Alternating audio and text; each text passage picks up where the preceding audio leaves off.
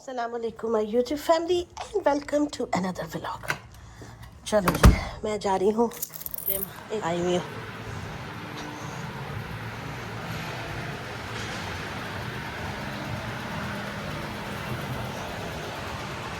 चलो जी, कीमा डाल दिया है।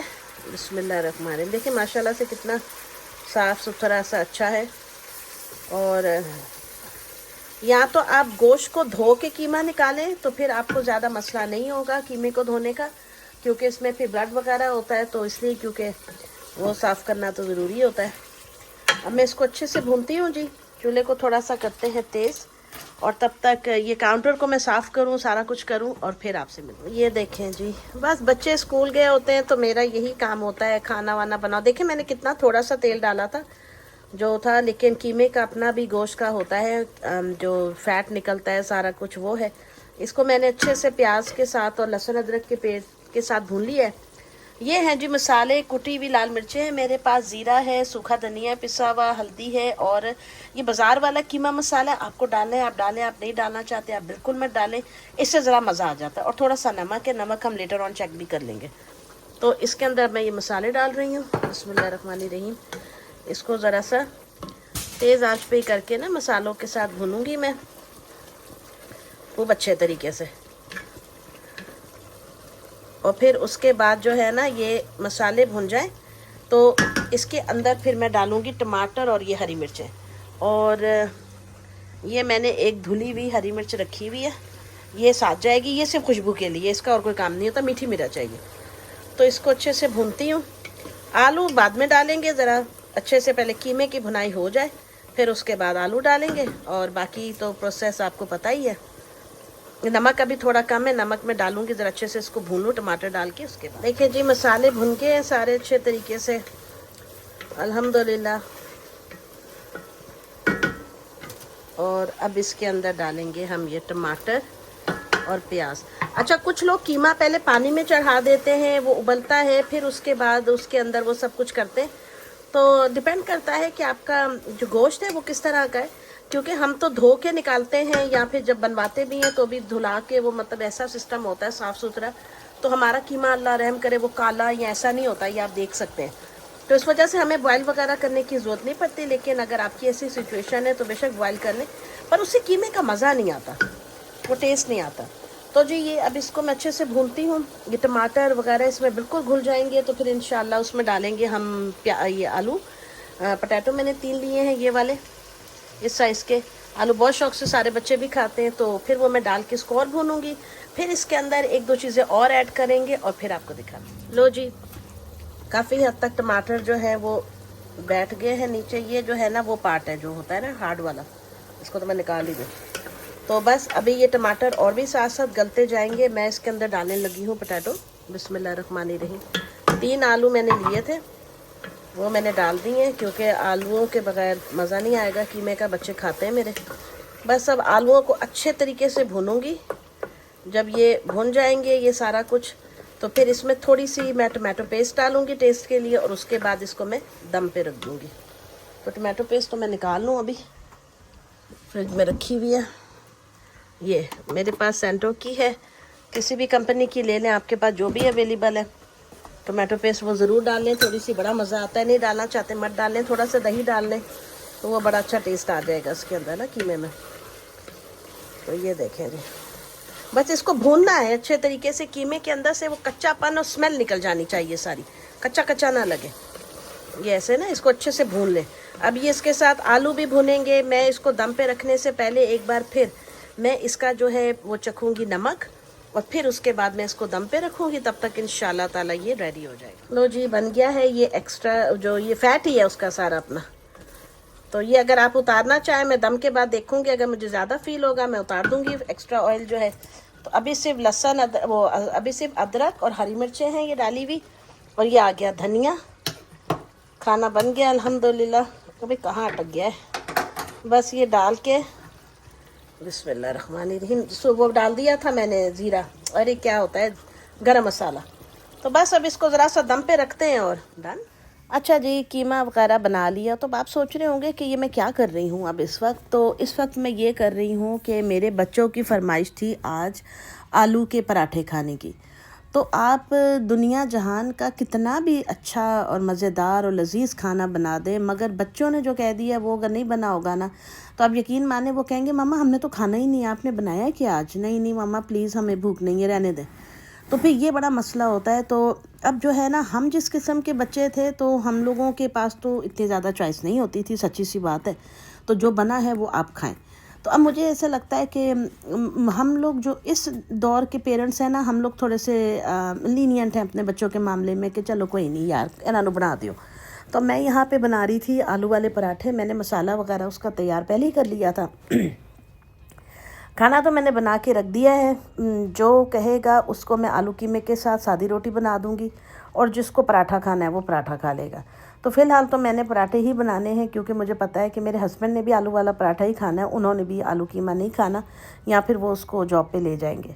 तो ऐसा सीन है। तो ये है कि छोटी छोटी सी ये मतलब इस दरमियाने साइज़ की मैंने ये इसके वो पेड़े से बना लिए हैं। और एक जो तरीक़ाकार होता है पराठा बनाने का, वो पहला पराठा जो होता है वो तवे पे थोड़ा सा मुझे लगता है कि अकड़ गया था मेरा, क्योंकि वो फ़ौरन जो तवा रखा होता है ना उसकी वजह से। फिर आहिस्ता आहिस्ता से वो सही हो जाता है अल्लाह ताला के हुक्म से। अच्छा, कुकिंग का सीन ये होता है कि आप कुछ लोग तो माशाल्लाह पहले से ही बहुत ब्रिलियंट होते हैं और वो बड़ा अच्छा कुक कर लेते हैं। मेरा सीन ये था कि मुझे खाना बनाना नहीं आता था ज़्यादा, मतलब कुछ ख़ास नहीं था मुझे आता बनाना। तो फिर शादी के बाद जो है जब मैं अमेरिका आई, तो यहाँ पे फिर आपको पता है कोई हेल्प नहीं होती, कुछ नहीं। तो फिर जिस वक्त मैं अमेरिका आई थी उस वक्त इतना ज़्यादा वो नहीं था इंटरनेट वगैरह का। इंटरनेट तो होता था लेकिन यूट्यूब का कोई इतना ख़ास सीन नहीं था। तो फिर उसके बाद जो है पाकिस्तान से वो मैं लेकर आई थी जो बुक्स होती हैं कुकिंग की, और मेरी बहन ने भी मुझे काफ़ी फ़ोटो कॉपीज़ करा कर दी थी, और वो पूरा मैंने एक बनाया हुआ था फ़ोल्डर सा। फिर आहिस्ता आहिस्ता आपको पता है कि सीखने का काम है, सीखने से सारी चीज़ें आती हैं। फिर आहिस्ता आहिस्ता से मैं बनाती रही करती रही, कुछ अच्छा बने कुछ बुरा, फिर अल्लाह ताला का करम हो गया। देखिए हम लोग ये चीज़ हमेशा एक हाईलाइट करते हैं, सोचते हैं कि जी अपनी बच्चियों को खाना बनाना ज़रूर सिखाएं, कल को अपने घरों में जाएंगी तो क्या होगा, ये होगा वो होगा। तो देखिए जहाँ हम अपनी बेटियों को ये सिखाते हैं ना कि खाना बनाना ज़रूर सीखें, वहाँ मुझे लगता है ज़रूरत है कि हम अपने बेटों को भी सिखाएं कि बेटा अगर वो बच्ची आ रही है, वो इतनी अच्छी कुक नहीं है कि वो तुम्हें तुम्हारी माँ के लेवल का खाना बना के दे, क्योंकि मेरी और उसकी तो एज में भी बहुत फ़र्क है। तो उसको जज मत करो। और मेरा ख्याल है कि बहैसियत पेरेंट्स के, हमारी जो कल को बहुएँ आएंगी या जो आते हैं फैमिलीज़ में मेंबर, उनको प्लीज़ इस तरह जज मत करें कि हाँ इसको तो ये नहीं बनाना आता, इसको ये नहीं।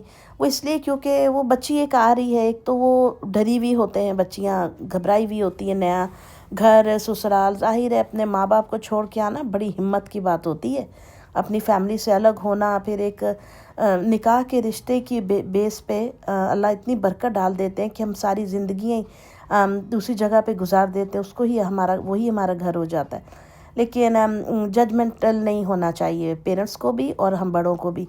मुझे लगता है कि अब जो जो मतलब हमारे से बड़े लोग गुजर गए, मैं जो सच्ची सी बात है, वो काफ़ी हद तक डिफरेंट थे। पता नहीं वो किस माहौल में थे कि ये नहीं है वो नहीं है, बहुत अजीब सा ना। मतलब आप कभी पुराने बूढ़ों के पास बैठ के देखिए, आपको वो बताएंगे अच्छी तरह से। आई एम नॉट किडिंग, वो बहुत ज़्यादा जजमेंटल होते हैं, बहुत बहुत ज़्यादा। अब जो लोग आ रहे हैं वो माशाल्लाह काफ़ी ओपन माइंडेड है, मैंने देखा है, बहुत अल्लाह का शुक्र है। अब जो सासें बने, जो भी बने, नंदे बड़ी बने तो अच्छे वाली बने, उन ताकि जो हमारे छोटे हमें याद रखें आगे वक्तों में, तो अच्छे अल्फाज में याद रखें, हमें ख़वार ना समझें वो इतना। तो जी खैर, ये मेरा जो ऑलपर्स का देसी घी था, ये तो डब्बा मेरा ऑलमोस्ट डन हो गया था ख़त्म। तो इस दफ़ा मैं डालडा का लेकर आई थी। तो मैंने कहा चलो जितना तो इसके अंदर था थोड़ा बहुत वो मैंने निकाल लिया था, और वो मैंने लगा दिया पराठों वगैरह के ऊपर, लगा दूंगी अभी। बाकी पराठे जो हैं वो सारे मेरे डालडा घी के डब्बे में बने। अच्छा, डालडा वालों का ये जो घी का डब्बा है यार, इसकी सील खोलना इस कदर मुश्किल है, तौबा तौबा। इतना ज़बरदस्त तरीके से उन्होंने उसको बंद किया होता है। आई थिंक शायद ये इंटरनेशनल जो क्वालिटी होती है उसका इतना ज़्यादा वो करते हैं कि मुझे इसको लेके पेचकसों के साथ मैंने खोला है इसको, बड़ी मुश्किलों के साथ, बहुत हार्ड उन्होंने सील किया हुआ था इसको, जो ऊपर का उसका कवर ढक्कन सा होता है ना वो। तो खैर अल्लाह ताला का शुक्र है वो तो खुल गया था।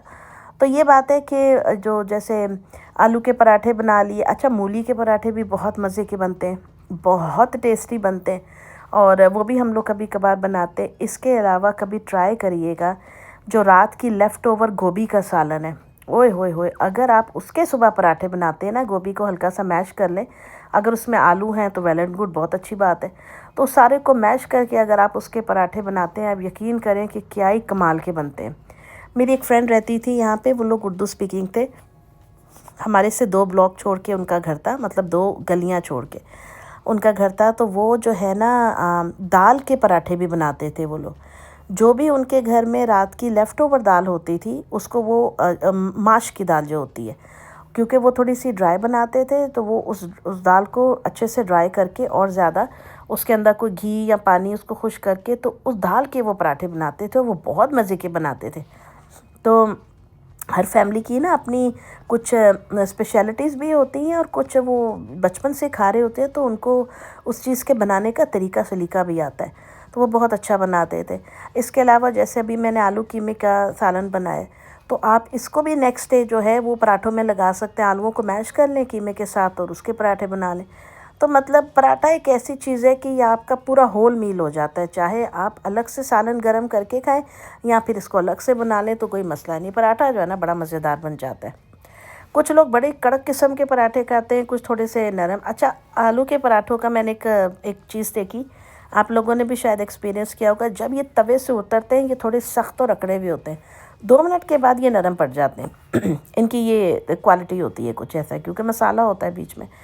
खैर अल्हम्दुलिल्लाह 1 बाय 1 करके मैंने सबके लिए बना लिए थे अल्हम्दुलिल्लाह, और जल्दी आज काम ख़त्म कर लिया था। मैं कहा मैं फटाफट से बना लूँ, ताकि जो है ना जैसे ही बच्चे आते हैं। अच्छा, फ़ाद मेरा नहीं खाता आलू का पराठा, उसके लिए तो मैंने सादा बिल्कुल बनाया था, रखा था, और वो मैंने उसको दे दिया था।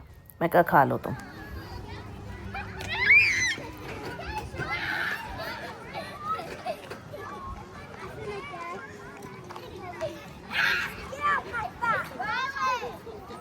फ़हद बी केयरफुल बेटा।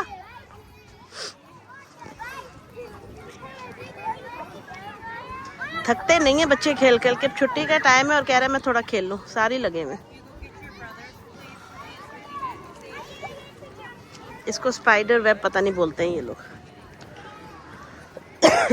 तौबा, इस वक्त तो मौसम अच्छा है। ये क्या है? प्लेग्राउंड कम्युनिकेशन बोर्ड है जी। ये इंग्लिश है, ये स्पेनिश है। फादा चलो जानी,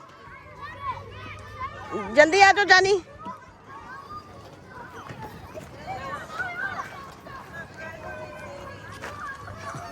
फादी, फादा, आंखें तो खोल लो। हाय अल्लाह, ये क्या स्टाइल है? नवे नवे आइटम ले गए ने। चल आजा, अब चले, मैं जा रही हूँ घर, बाय। तो आंखें तो खोलो ना, मैं बहनों को लेने जा रही हूँ तुम्हारी। अच्छा ठीक है, अल्लाह हाफिज। क्या वेट वेट, आ जाओ फिर, आंखें खोलो। Yes I am recording you. मासद के आजा, पूरा दिन खेल के थकते नहीं हो बेटा आप? चल आ जाओ, हरी। अब गाड़ी की पार्किंग शुक्र है सामने ही मिली हुई, इतना मसला नहीं है यार। थकदे नहीं बच्चे, फिर लग पे ने सारे खेल। सब माए खड़ी भी देख रही है, मुँह है ना दे। जल्दी आ, मैं जा रही हूँ। बिस्मिल्लाह, आराम से। आज मैं इसके लिए 2 स्लीपिंग, फाद मैं आपके लिए 2 स्लीपिंग सूट लेकर आई हूँ आज। 1 सेकेंड, ओके। जल्दी आ जाओ बेटा। माशाल्लाह अच्छा है, लटकना ना एक्सरसाइज है। आ जाओ जानी, फादी आ जाओ। बिस्मिल्लाह, चलाओ जल्दी आ जाओ। कम विद मामा, फादी कम विद मामा। वो गाड़ी खड़ी है सामने, आ जाओ। चलो गाड़ी में बैठो। लंच पूरा कर लिया था? Did you finish your lunch? अच्छा जी, तो मैंने फ़हद के स्कूल के बाहर वॉक भी काफ़ी की थी। वो काफ़ी लंबी वीडियो हो जाती, तो लिहाजा मैं आपको वो कल के व्लॉग में दिखाऊंगी इंशाल्लाह ताला से। तो जी क्या हुआ कि जब मैं घर आई तो हमारा एक पार्सल आया हुआ था अमेज़ॉन से, और हम लोगों ने जो है चीज़ें मंगवाई थी। क्या मंगवाया था? एक तो मेरे हस्बैंड का कोई था, उन्होंने ऑर्डर किया था कोई गाड़ी का ऑयल से ऑयल चेंज, पता नहीं कोई किट थी क्या था, तो वो उन्होंने मंगाई थी। और उसके बाद जो है क्या कहते हैं, मैंने ये मंगवाया था माइक्रोवेव का जो स्प्लैटर प्लेट होता है वो वाला, ताकि इसको खाने वगैरह पे रख देते हैं ना, तो फिर आप अगर सालन या कोई चीज़ इसमें कवर करते हैं स्प्लैटर कवर के साथ, तो वो फैलता नहीं है, फटता नहीं खाना, जैसे उसकी उड़ती हैं मसाले वगैरह, वो माइक्रोवेव में नहीं जाते।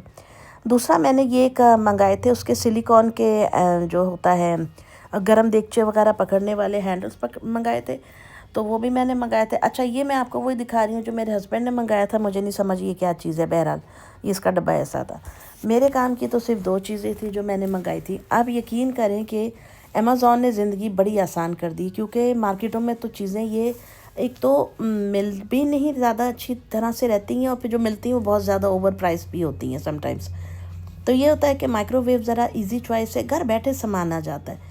जब से कोविड आया है तब से लोगों ने बहुत ज़्यादा जो है ना ये ऑनलाइन शॉपिंग शुरू कर दी है, जिसकी वजह से काफ़ी सारे स्टोर क्लोजिंग शुरू हो गए अमेरिका के अंदर, और बुज़ुर्ग तो ज़्यादातर जो है ना वो ऑनलाइन ही मंगा लेते हैं। तो ये देखें जी, ये बड़ा ही प्यारा जो है स्प्लैटर कवर मुझे मिल गया था। इसको मैं थोड़ा खोलना चाह रही थी सही से, लेकिन खैर वो अभी साइड से दबा हुआ है, जब दोबारा कभी खोलूँगी तो आपको दिखाऊँगी, ये देखिएगा। तो ये था जी, मैंने ग्रे कलर का मंगवाया था, और साथ में मैंने ये हैंडल्स पकड़ने के लिए जो होता है ये मंगा लिए थे, सिलिकॉन के बड़े ज़बरदस्त किस्म के। तो बस दोस्तों, ये थी आज की वीडियो। मिलूँगी आपसे नेक्स्ट वीडियो में, तब तक अपना ख्याल रखिएगा, दुआ में याद रखिएगा। फिर मिलेंगे इंशाल्लाह। अल्लाह हाफ़िज़।